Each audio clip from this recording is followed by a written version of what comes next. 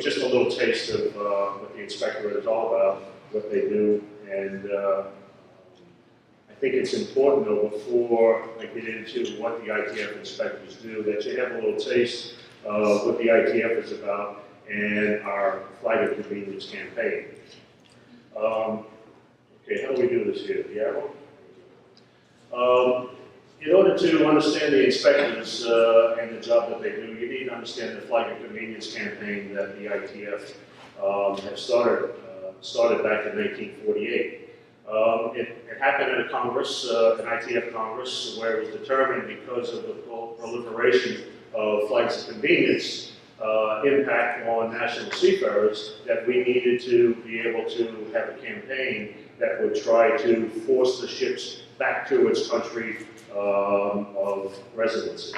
And the campaign was started, and it went on for a number of years. And in most cases, we were very effective in getting ship owners to sign agreements with the ITF to raise the standards for the seafarers, whether they came from the Philippines, they come from Indonesia, wherever. We were very effective in doing that. Mostly in Europe, I would say, is where the biggest impact was. But the ITF inspector, in order for them to be able to go up to gangway, they would need to have a very good understanding of what the Flag of Convenience campaign is all about.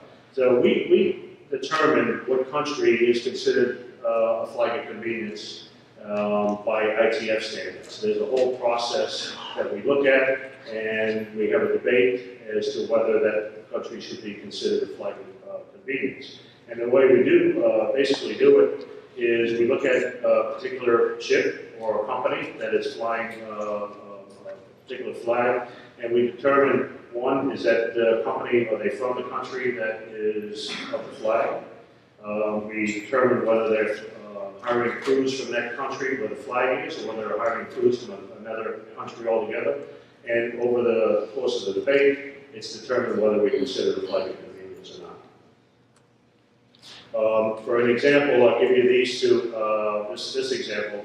There's a U.S. ship owner. He, of course, has a group of ships, and he decides he's going to register it in the Marshall Islands. And I did this with Clay, actually, and the guy doesn't even show up here.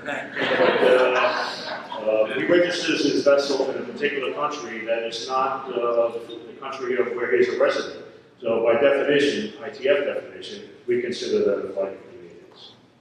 The campaign objectives, the FOC campaign objectives are, one, to protect the conditions of the seafarers, the elimination of the FOC system, and that's our real goal, recognition of international and minimum standards, and attack substandard shipping irrespective of what flag it is. Even if it's a national flag, we will attack it if they're not treating their seafarers properly. And to strengthen our affiliates within the ITF.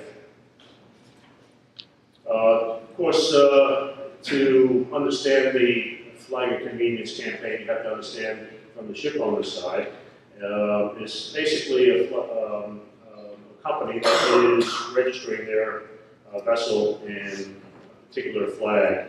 One, they're trying to avoid paying taxes in their home country.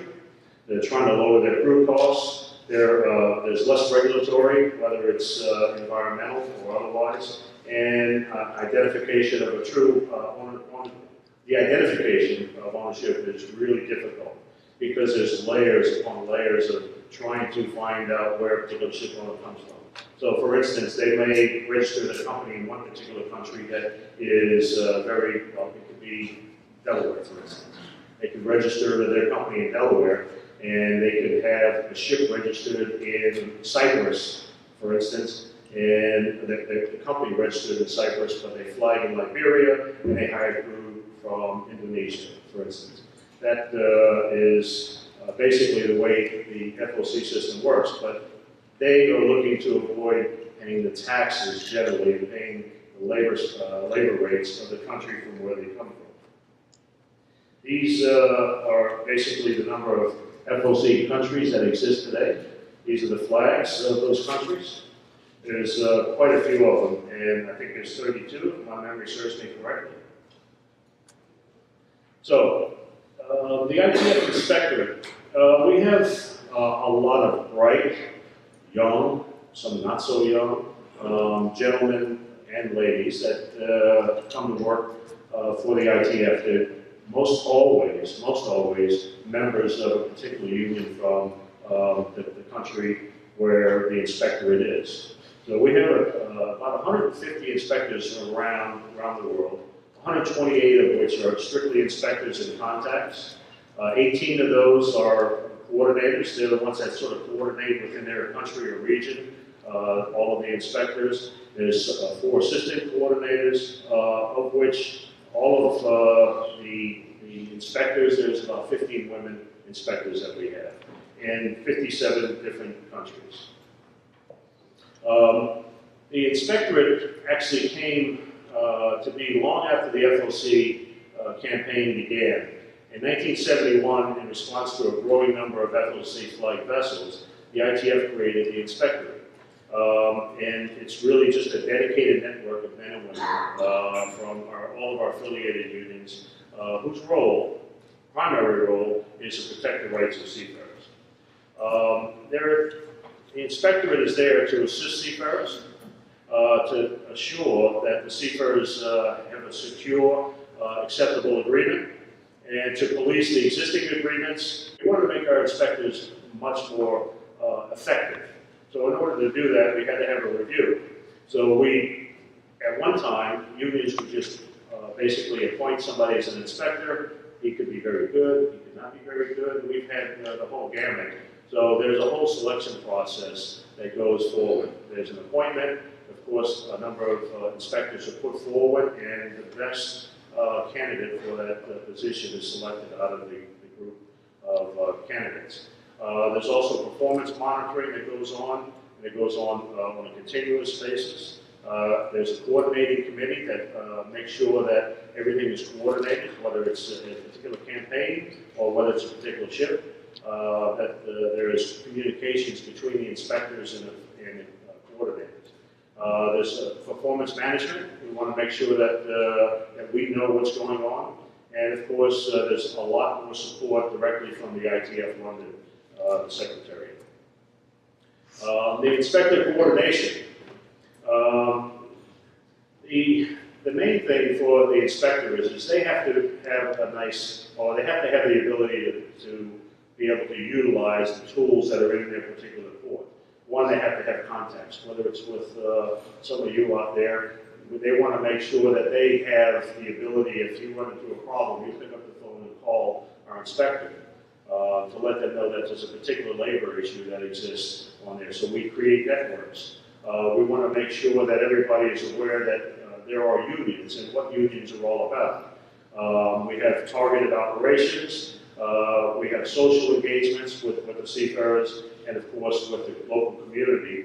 And we make sure that seafarers are taken care of as far as making sure that all of their paperwork is right. If we need to help them out with that, primarily it's the inspector's job to make sure that they're getting what they're supposed to be getting. We have a couple of social accesses for seafarers if they need to find out where an inspector is in a particular port, or where they may be going. If they think they may need to have an inspector give them some assistance, they can go to either the Facebook page, and we also have an app that is very effective. This app is free. Of course, anybody can download the app, and it'll give you pretty much wherever we have inspectors. And it's linked to our system that pretty much has every vessel that exists in the world, whether it's under agreement to the ITF, with the ITF, whether it's not under agreement. And there's generally some history behind some of the ships, but that doesn't show up on the app. It just shows you what vessels are there. It's currently being reworked. We're adding some new version of it, which will give you the vessel positioning, so we can actually track the vessel. The vessel is a problem in the port of New Orleans. That vessel can be tracked to its next port, which will be, say, New York City, so the inspector in New York can go aboard the vessel, make sure what was promised in New Orleans is carried out by the time it gets to New York, or the next port, whatever. We track it. We also have on the app It was well-being. We want the seafarers to obviously take advantage of every opportunity to make sure that their well-being is taken care of, whether it's spiritual, whether it is physical or mental. Probably the biggest problem we have today is issues of seafarers losing their minds because, and I say that in jest a bit, but the fact that they can't get ashore as much as they used to or as much as they would like, if they're required to stay on the ship, it has an impact on them. Sometimes just getting off the vessel for 5 minutes, walking up the street, or just having a conversation with somebody that's not a seafarer is helpful for the mental well-being of the seafarer. We have the app that is also under review and will be updated very shortly. Now, to get down to the nuts and bolts of the inspector, this is some of the work that they do. I'm going to use a couple of regions just to give you an idea. We have, as you see up here, for Europe, we've had in 2016 6,433 vessels that were visited in 2016. Of those inspections, that was carried out by 74 inspectors in 29 different countries within Europe. You'll see the flags that were hit. That total should equal that total. But the main thing is all of these inspectors went aboard these vessels, and of all of the 6,400 vessels that were hit, 1,900 of them and change, almost 2,000 vessels were covered under an ITF agreement. This is the ITF agreement. I'm not going to get into too much detail, but this is where we actually sit down with flag and convenience ship owners and we negotiate a minimum contract with them. That's actually done through collective bargaining. So there's approximately about 9,000 vessels that are covered under the ITF system. There's also TCC, 1,300 vessels that are ITF agreements that came into a particular port, and they were forced to sign an agreement because there were particular problems on board. In order to resolve it, we ensured that they signed an agreement to make sure that the crews got everything they were entitled to. There were 600, so a total number of vessels was 6,400 vessels. Of all of those vessels serviced in Europe, you'll see here a number of numbers here that were monies collected for unpaid wages. There's a total of, I can't see right here, $26 million collected in Europe alone for seafarers that were not paid. And you'll see who the big ones were. Spain collected $3 million, Great Britain 2.6, Russia 2.5, Greece 2.5, and Poland 1.6, for a total of $26 million. That's 63% of the global total of what the ITF collected last year. North America, something a little bit closer to our heart that we maybe can relate to. 1,500 vessels were serviced by a number of inspectors. I believe it's, let's see here, by 23 inspectors. And this is not only North America, but it's also Latin America, but Mexico, Colombia. All of these inspectors, basically from these countries, you can see almost $1 million collected from Brazil, $1 million from the U.S., Canada, $500,000, Colombia, $379, for a total of $3.7 million collected in unpaid wages, which is only about 9% of the global total. Of those vessels, these are the vessels: Panama, Marshall Islands, Liberia, Malta, and Bahamas. That's where this money comes from. The ship owners that register their vessels in these countries. And again, 645 were ITF, and so forth. Africa is one of those areas that has a lot of work. We have a lot of work to do in Africa. We have to build more inspectors in Africa. We're educating, doing a much better job today than we were doing years ago, but we still have a lot of work to do in Africa. As you'll see, we did 479 inspections. That's a very large area, obviously nice, a very large region. You'll see a total for the region of $1.3 million collected. But in Africa, that's actually not bad, considering some of the issues that we have to go through in order to be able to force the ship owner to pay the unearned wages. Or I should not unearned wages, unpaid wages. So Asia Pacific this one obviously is quite astounding. We've had 1,800 numbers of ships covered in Asia, basically Australia, India, Japan, Hong Kong, Korea, for a total of $10 million collected for unpaid wages. That's significant. And you'll see a lot of the ships that go in and trade throughout Asia is where a lot of these bandits are. You'll have a lot of the bad characters operating in and around Asia. Not so much in Japan and India, but what will happen is the ITF inspectors will watch these vessels. They may go, and maybe a North Korean vessel, for instance, or it could be any other vessel that will happen to get a contract to go into Japan, and Japan will make sure that the seafarers get what they're due. So of those 1,800 vessels that were serviced in Asia, again, $10 million is about 25% of the global monies collected. So, of all of the regions where we have inspections, we had over 10,000 in 2016. It's a little bit more than we had in 2015, about 600 and some odd number of vessels covered.